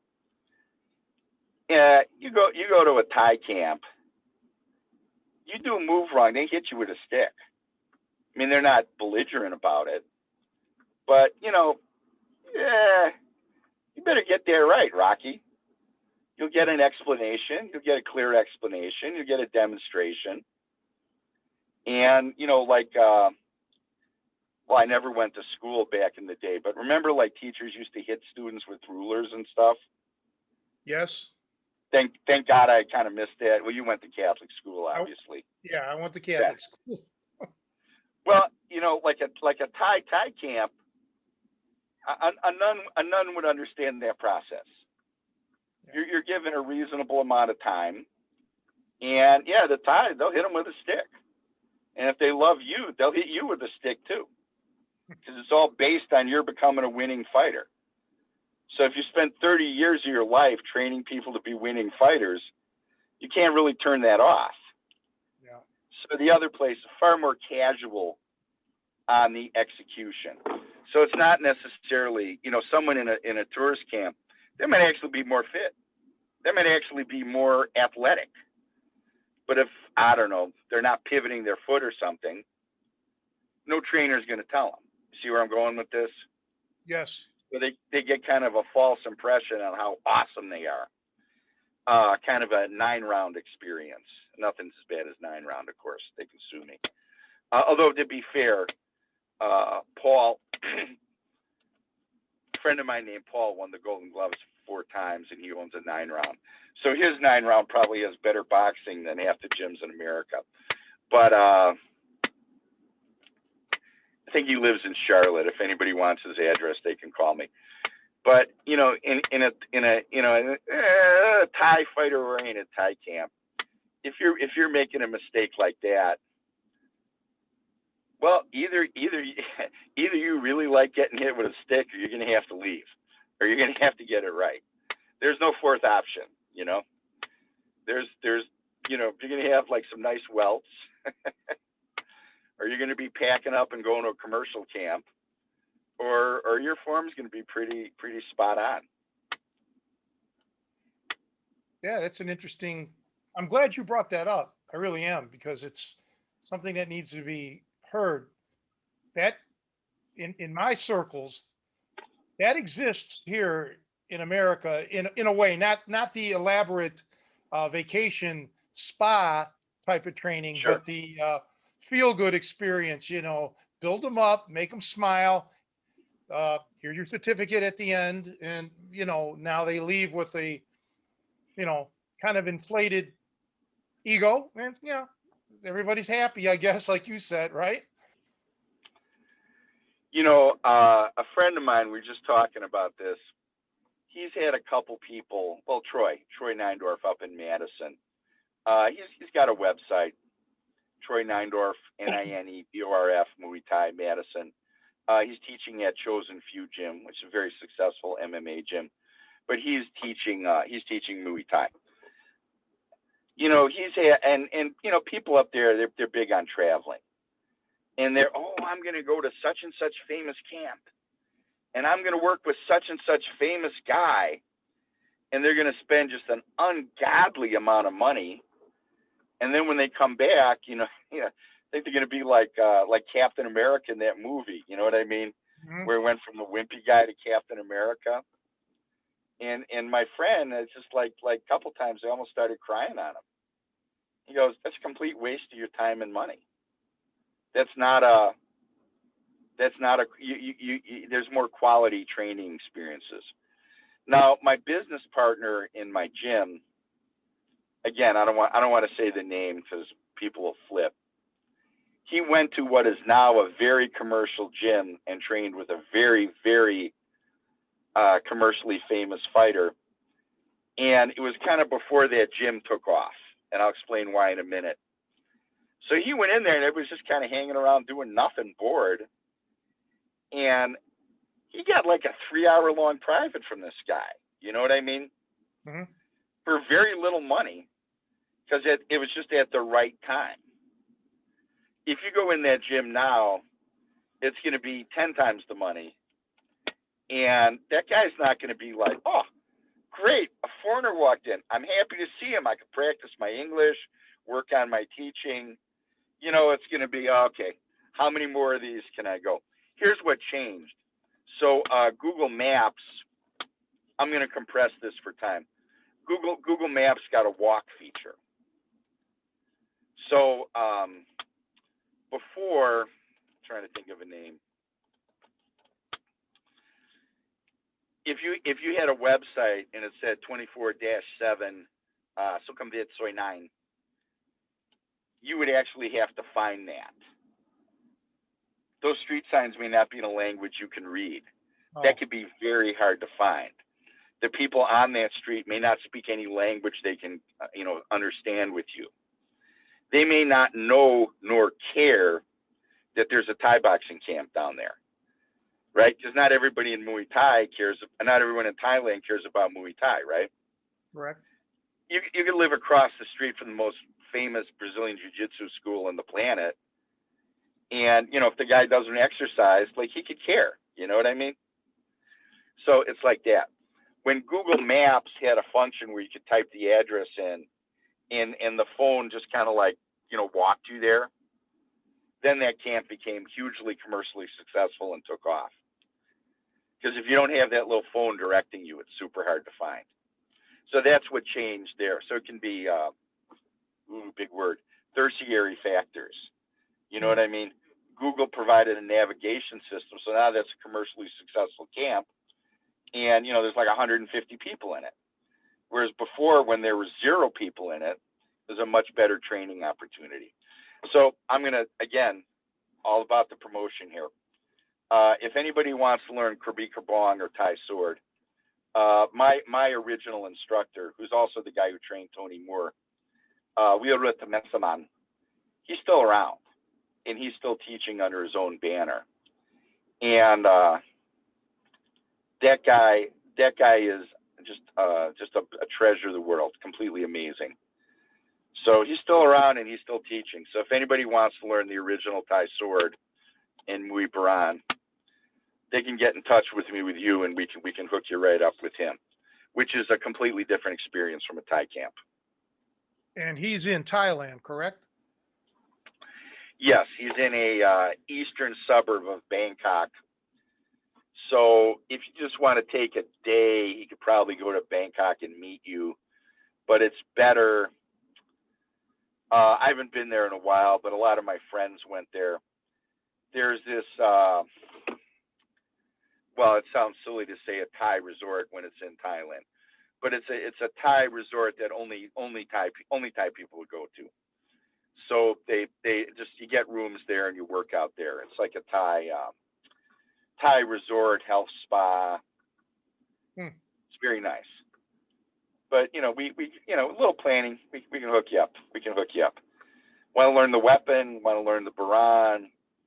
Want to learn Muay Thai? And there's legit camps that run the gambit. From like older people with serious jobs will be just fine and well trained, to camps where you're kind of joining the Marine Corps for a few weeks. You know what I'm saying? It's we can help you out. I don't get paid for that, by the way, just so everybody knows. Joe, this is something that your son Casey should look into. This gentleman. Absolutely. That's exactly what I was thinking. It's like the minute I get off of this, I'm gonna have to say, Casey, look up Rick, because yeah, Casey probably knows specifically where you're talking about too. I mean, he's been all over the country, so it'd be pretty, yeah, I'm very excited about the possibilities there because, yeah, it's very interesting. I mean, it's kind of digressing here, but so I had an opportunity to learn the Thai weapons art from Chat Chai, but as kind of a dumb kid, I literally blew it off, because I figured, well, I don't think I was gonna, at the time as a kid, I was thinking more pragmatically. I don't think I'm gonna be in a sword fight, anytime soon.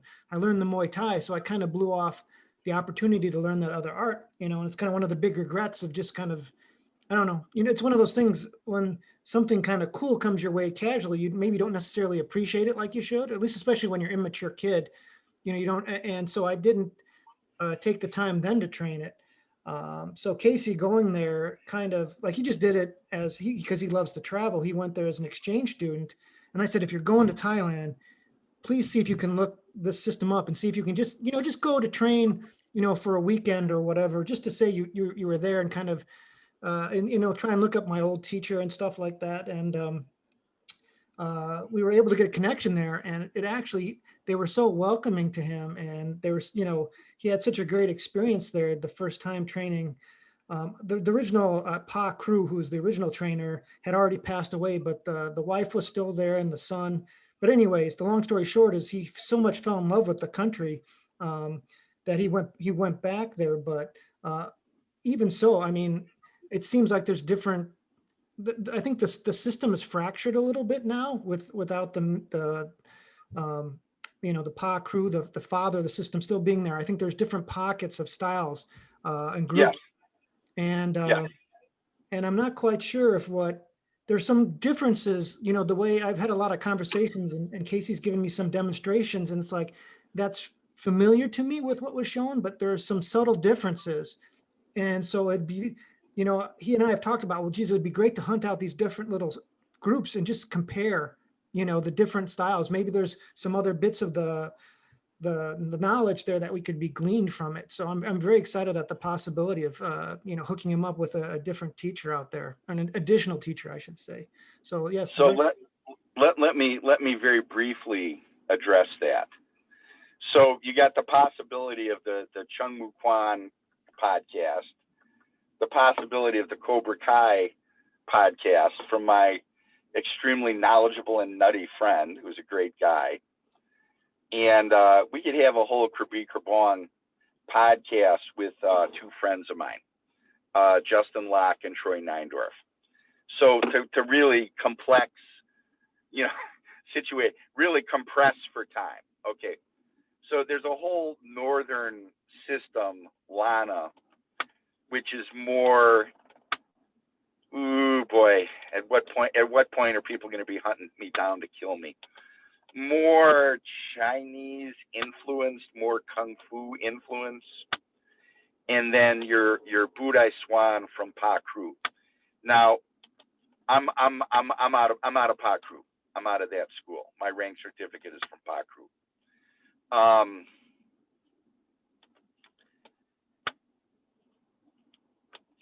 Short answer, he had two families.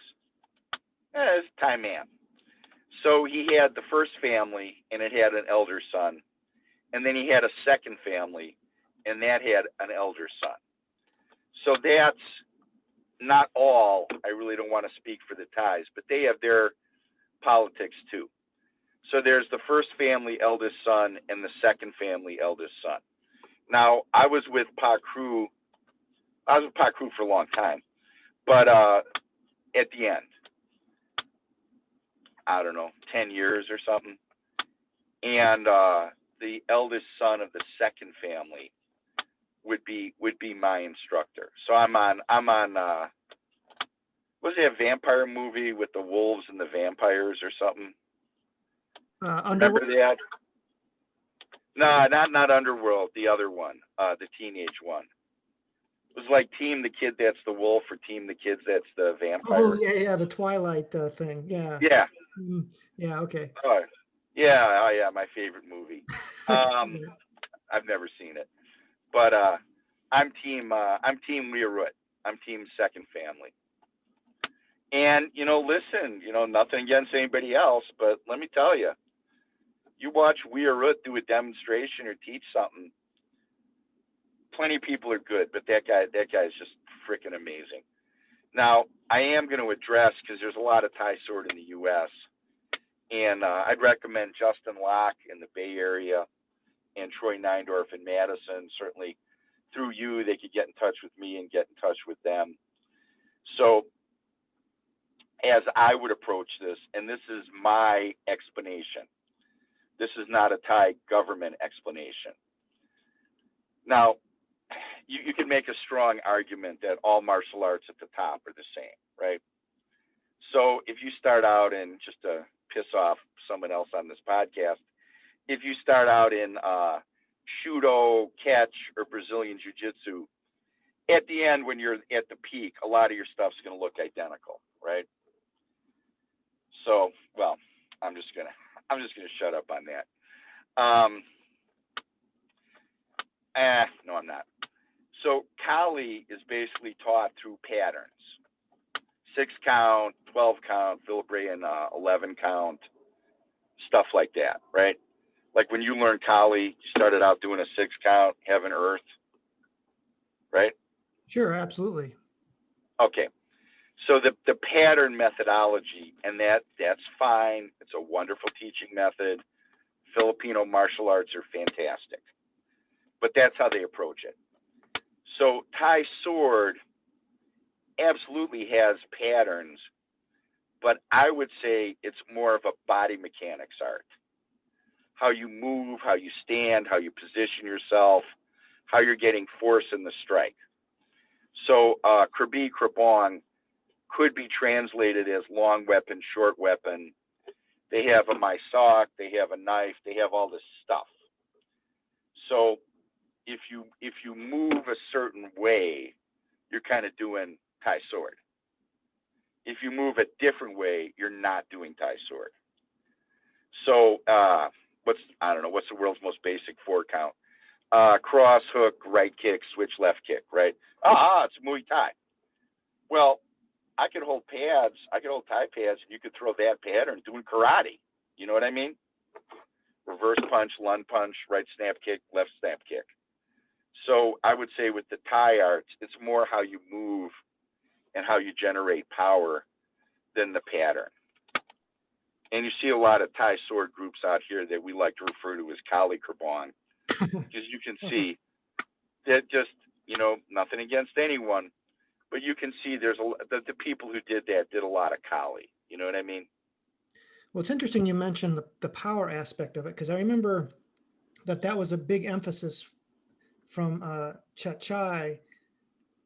It reminded me very much of the kick. Like, you didn't have to know a lot of kicks. You just had to work on the one kick and try and make it as devastating, as powerful. And so that initial cut to the neck, the claw cut, there was a lot of emphasis on how to hit that as powerfully as possible. Dealing with Casey and talking with what he's getting, and it's interesting because a lot of it, so they've got the counts and the patterns that he has to learn. There's like initial sets where it's offense, defense, and certain patterns, but then there's a lot spent on the dance aspect of it. So each weapon has a dance or a dance form that he has to learn that translates moves in the dance. But the aspect of the generating power, I specifically asked him about that. I said, have you worked just on, an individual cut, or a strike with the spear, whatever it is, in trying to generate power? And that didn't seem like, it seemed a little foreign to him when I said that. And that kind of raised an alarm for me a little bit. But that's it. I mean, they say they're Bude Swan, and a lot of the patterns that I'm seeing look very familiar to me, and he's, in some ways, he's taken it much, much further than I ever saw. But having never seen his class, I'm going to address that. But I was in the class you're talking about. I mean, I was straight up in that class. So that guy is a very good instructor, and that guy was very good. But that guy, he was teaching from a very Thai perspective. Like in Thailand, you don't have to justify why you're doing Thai sword, because it's part of the school system, or it's a part of something else. So everybody's already doing it. If I were to teach, like firearms, if I'm going to teach a Western quick draw class, I wouldn't have to explain that, why we're doing that, to people over here. It's in every Clint Eastwood movie. What are you talking about? You know what I mean? So if I were teaching that in another country, I'd have to explain what, high noon was, what a showdown is, what a quick draw is, why the holster looks like that. They wouldn't have that background. So that teacher didn't really make the jump to properly market it to Western people through no fault of his own. The school could have picked up a lot of slack on that. And secondly, what's the environment? So people at that school were doing 12 different martial arts, and they were doing them 406 different ways. So he wanted a certain very clear elliptical strike. And it was hard to get people to do that because in the 4 classes they took before that with another art and somebody else, they were doing it a different way. So it's kind of making him crazy that people weren't doing what he's doing. Now, if you're in a Krabi Krabrong class and everybody in it's doing Krabi Krabrong, you don't have any of those problems. The guy in front goes, go like this. And everybody in class except the new guy goes like that. And the new guy, because he has no competing information, will pick it up very quickly. Does that make sense? Yeah, so you're saying kind of like in my background, I was probably programmed to do strike and differently. He almost had unprogrammed me to I get to spend more time getting me to do the correct form. Where Casey from day one, not being any kind of a weapons guy before, and everybody around him is not doing different styles. He's just getting right away. They're jumping right into what he needs to. So he's not there's not some kind of a thing to work against. I guess he's getting it directly right away. Sure. Cool. Yeah, well, either way, I still need to get him in touch with you because that's pretty exciting. Yeah, I think he'd love to have a conversation with you, and I can't wait for him to listen to this podcast. I think he's going to be really excited about that. Well, people in America try to replicate it or synthesize it as much as they can. But everyone should go to Thailand and see the real deal. I don't know. It's like drinking, Scotch in Scotland or something. I have no idea. But that's where you see like the certain approach and where it comes from. Certain gyms over here do an excellent, perhaps even a better job of getting the gist of it, the point of it, the practicality of it to Western students. And those gyms are pretty priceless. Some other gyms, today we're doing this, tomorrow we're doing this, the next day we're doing this. We're kicking from this country with our right leg, from that country with our left leg. And it's not really like an integrated style system or method. So obviously big fan of Muay Thai, big fan of Thai style training, big fan of certain things. And other stuff's great, but this is what I'm going to do. Kind of on a related question, I don't know, have you had a chance to train any Thai adjacent martial arts, things like in Burma or some of those other styles that are, they seem to be of a very similar, they descend from a very similar ancestor, it seems like. Have any exposure to those arts? I have a lot of exposure, but I'm 100% Thai all the way in this matter.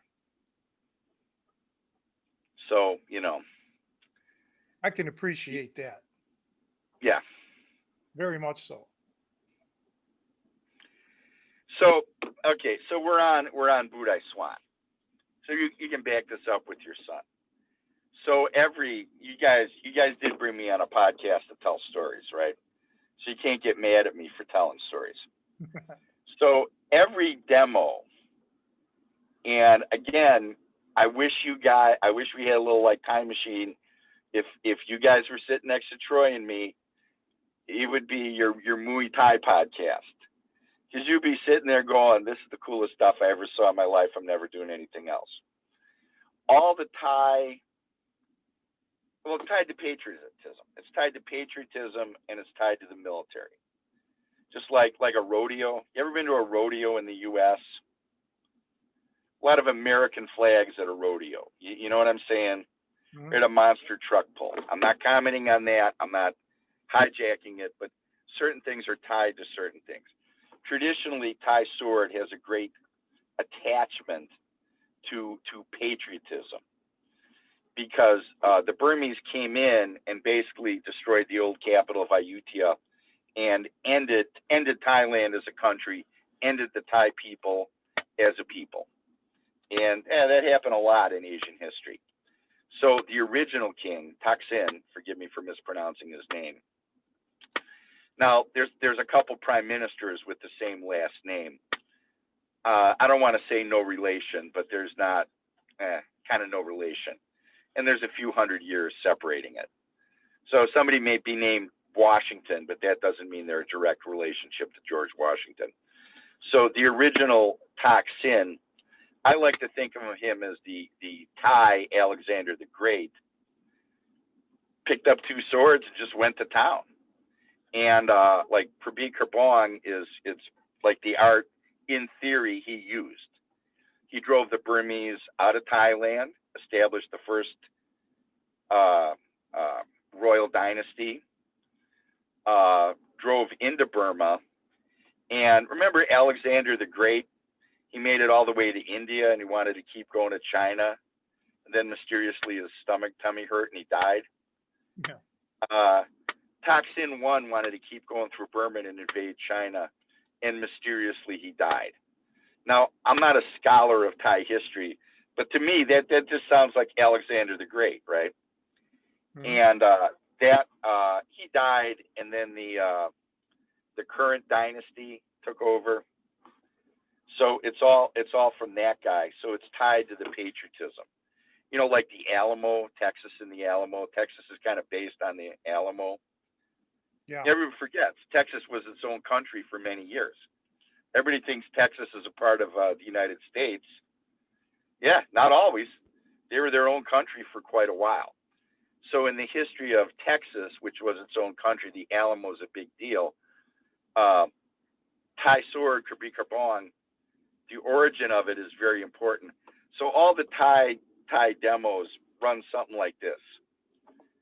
Yamada, I'll give you a great movie to watch. Yamada, Samurai of Ayutthaya, which is a fantastic movie, and it has all these famous Thai boxers doing stuntman roles. They kind of represent the Thai view in that history well. It's on a historical interest. There actually was a Yamada.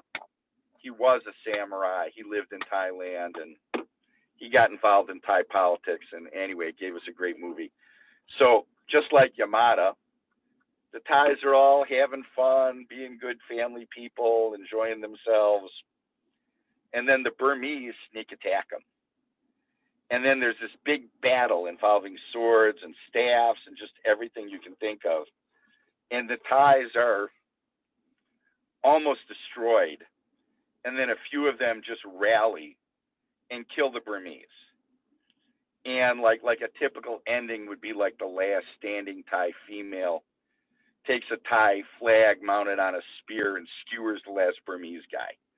So that'd be a very typical demo, right? So it's all based on patriotism. So again, monkey see, monkey do. You hang around with all this stuff. You're a little reticent to start. Oh, so cool, Burmese martial arts. It is cool, but just emotionally, I'm kind of not with that. Now, I used to go to Cambodia. I used to go to Cambodia to get the heck out of Thailand. I need a vacation for my vacation. So Bangkok is a very mega city. It's like Blade Runner. It's not like a village or, it's by the sea. It's like, imagine just like the most New York possible. It's for a Westerner, it's the scale of it is shocking. Yeah. I remember I took the L from somewhere in central Bangkok out to KC by the suburb, and it was like, oh, we went by the downtown. Oh wait, there's another downtown, and it just goes on and on and on. You never seen an urban environment that dense for that long. It's shocking. So for to take a little break, and there's other places you could go, but to be honest about it, There's just too many Farang. There's just too many foreigners. I don't want to hang out with those guys. So I used to go to Siem Reap in Cambodia, which is like the temple area. So it's a very, it's the countryside. It's beautiful. Angkor Wat's there. So I used to go there to just relax. Did you ever see Tomb Raider? Sure. Okay, that's the West Gate at Angkor Wat, which is a city. So it's like saying a certain movie was filmed at Superdog, and now you've seen Chicago. So I mean, Angkor Wat, Angkor Thom, Angkor Soleil, all this stuff. It's just incredible. So I went to the very safe, refined, like religious areas of Cambodia. I didn't go to the problem gangster areas of Cambodia. But even so, I'd still work out. Like I'd run in the morning and I'd try to lift weights at night. And there was no martial arts. All the Cambodian hoodlums lifted weights. So my driver would get all nervous, because some of these players, these are rough guys. There's a pool hall right next, and these guys are gangsters. But I'm not there to be a gangster. I'm just there to lift weights. And then one year I went there, and there were all these fights. And how much of that is economics and commercialism, and how much of that is legit? Because the Thais are making a boatload of money on Muay Thai. So this stuff exists before. If you can find somebody legitimate, I'm sure he's marvelous. But I would really investigate how legitimate some of this is. Remember Mao? First thing Mao did was kill all the kung fu guys. Mhm. I don't know if you ever see The Killing Fields? Boy, film hour with Rick. You ever see the movie The Killing Fields? I know of it. Yeah. Yeah, that's a pretty good film. You should see it. Okay. Those guys were not good for the martial arts. Thailand actually had an economic system that created a lot of Muay Thai, and a lot of good Muay Thai. So I've seen it. I'm somewhat aware of it. Some of that stuff looks okay, but generally not my passion. Fair enough. Actually, I'm glad you brought up Cambodia, and because I have, people who are interested in Muay Thai or Thai in general, even if they're just traveling completely unrelated to martial arts, I say if you're going to Thailand, spend a day, take the 2-hour plane ride or whatever, and go to Siem Reap, see Angkor Wat. It's a once in a lifetime experience. I mean, it's staggering to see that amount of architecture. At that level, just in the middle of the jungle, just in the middle of nowhere, just as stunning. It's like ancient Rome, but in my view, it's just probably more beautiful, just lush. But it's if you're going to fly the 13 hours to the other part of the world, take a break from training like you did and see that you won't regret it. It's definitely worth a day or two to just to see that. It's unbelievable. And they let you just walk right in and climb on. I mean, not necessarily climb, but you can walk right into this giant temple, and it's amazing. There's this mountain. It's a small mountain. You got to forget Mount Dawn or something. Sorry, I didn't prepare for this. But I had a good relationship with my guide, because you need a guide. You need a guy on a motorcycle to drag you all around, because it's so big. So if you can get your guide to show up at 4:30 in the morning, he rides you out to this Mount Dawn and then immediately goes to sleep. And in the darkness, how am I alive? Why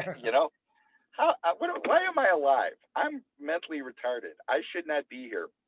So in the darkness, you climb this Cambodian mountaintop with no safety or improvement whatsoever, and you get to the top of it, and you can watch the sun rise over, Angkor Wat. And, Wow. oh, dude. So I saw it at ground level, the sunrise. with the rest of the tourists. But I can't imagine being up on a mountain, because being able to a bird's eye view of that, because it's not just one complex, it's an entire ancient Yeah. city. To see the sunrise with the jungle and everything. Wow. I wish I had known that. Now I'll have to go back. With the red and all that, you might want to start training for that climb. And this is when I was young, younger, fairly young, and living in a Thai camp. Climbing a Cambodian mountain in the dark at like 4:45 in the morning. Your heart's, it's one of those things. Your heart's really got to be in it. You know what I mean? For sure. Yeah, they don't have a lot of guideposts and safety rails like you're saying. Well, that's the one thing that really struck me, at least back then. Wood is free. You got nothing but the best wood in the planet, and labor's free. And like, dude, there's not a set of stairs, a pathway, a guardrail, to be found anywhere, at least then. It's not the American Disneyland experience,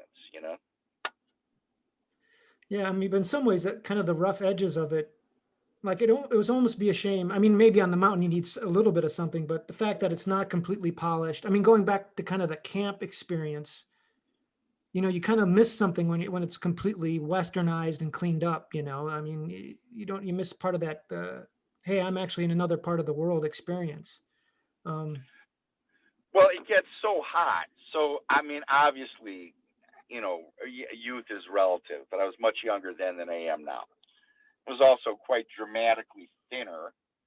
My back was good. And, I mean, I was in good shape. I was living outside. Camp does not have air conditioning. So I remember I'd be with my guide, and, it starts getting hot around noon. So all the tour groups in the morning, some of these sites, they'd be pretty packed. And then, the sun comes up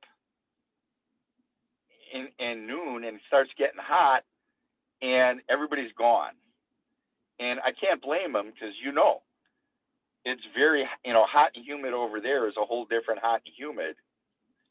And a lot of this stuff, it's kind of like the only guy there. I'm just running around by myself, How cool is that? Yeah, no, that is amazing. It is another world. And yeah, as far as the heat, I remember one time, because we were there during the New Year's April. And so that's when they have the big water fest, because it's so hot. But I remember it had cooled down in the evening. The sun had finally gone down, and we're like, oh, hey, not too bad. What temperature is? Oh, it's 90 degrees out. It had cooled off to 90. Oh. Yeah. We were in those temples. We were hiking around, and I'm usually pretty okay in the sun, and I don't worry too much about sunscreen. But like the panic alarm went off to me. We had wandered off from our guide, and I had been out there for a good, it felt 90 minutes. I'm like, oh shit, I didn't plan for that. Like, I need to get some Yeah. cover. Like, this is for real. Like, I'm out in the exposed, and this is the stuff that like takes people out. I realized I had, underestimated what I was up against. So it's respectable. You gotta, yeah, it was climbing on some of those temples. You're completely, just baking in that sun. But again, it's still 100% worth it. But just you got to respect what the environment you're in, no doubt. And you got to be a little careful, because you fall off that thing, you're going to be there for a while. Your first aid might be some animal eating you. So you really got to think. That's another thing. Like, I remember learning the hard way. Because over here, objective metric, and it's 70 degrees. 70 degrees is very, very nice if you live in Illinois. I remember some nights in the camp or Budai Swan, dude, it was freezing. I had to put on sweats, because, the temperature dropped 30 degrees. Yeah. Listen, if it's 100 during the day and it drops 30 degrees, it's freaking cold, Yeah, Yeah, your it's body true. got acclimated to that 100 degrees. You're used to it now. 70 is, Yeah. yeah. 70s. Where's my jacket? Where's my jacket? just like people from California.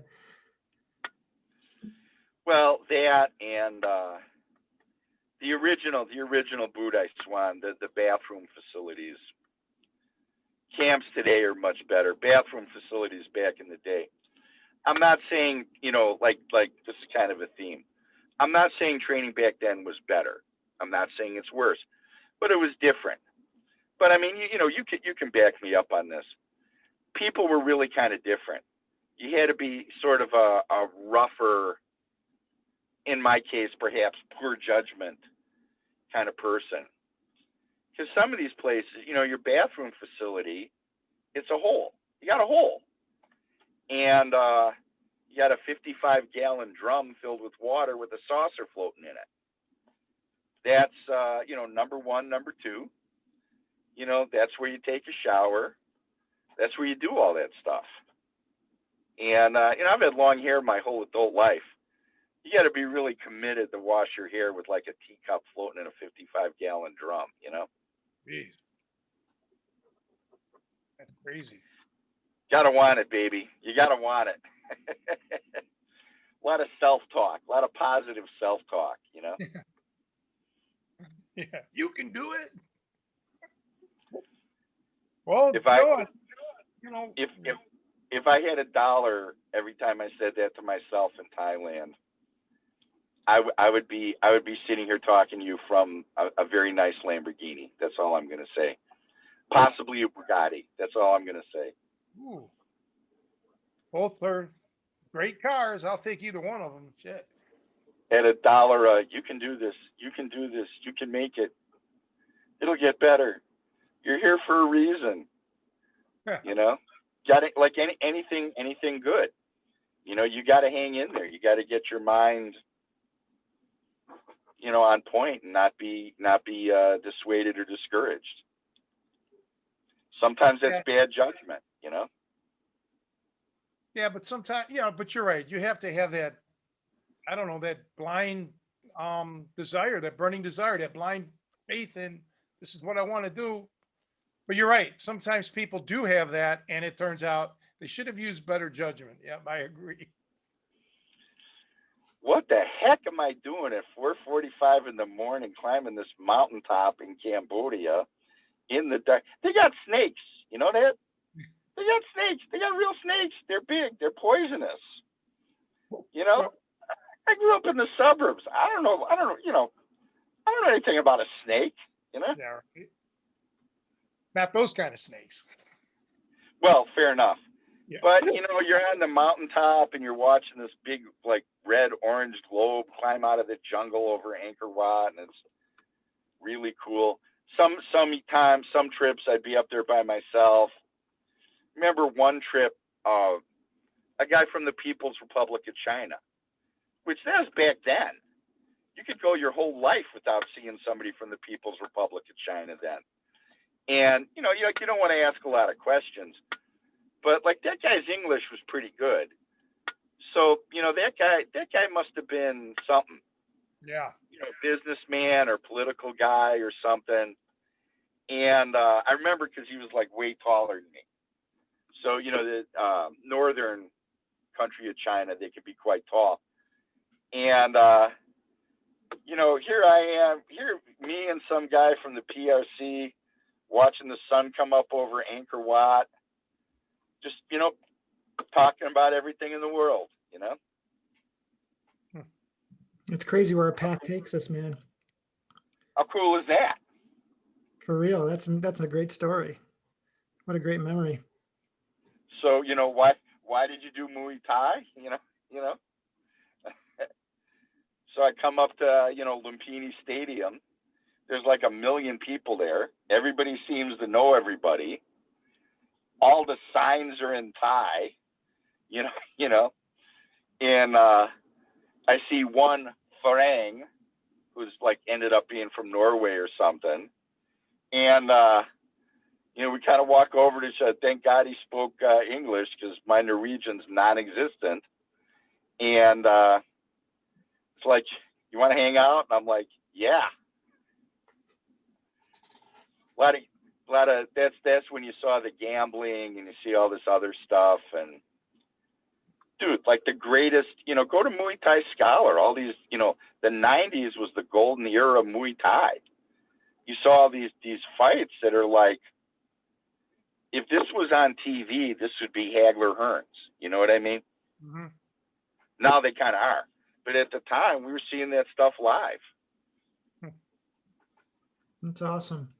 Well, we've been going here for about 2 hours, and it's just been flying by with these great stories. But um, we probably should wrap things up a little bit here and get back to our Easters. But I want to thank you for coming on. These are great stories, and it's super cool to hear someone who's really, kind of connected with what their mission was in life, and just had so many great experiences with it.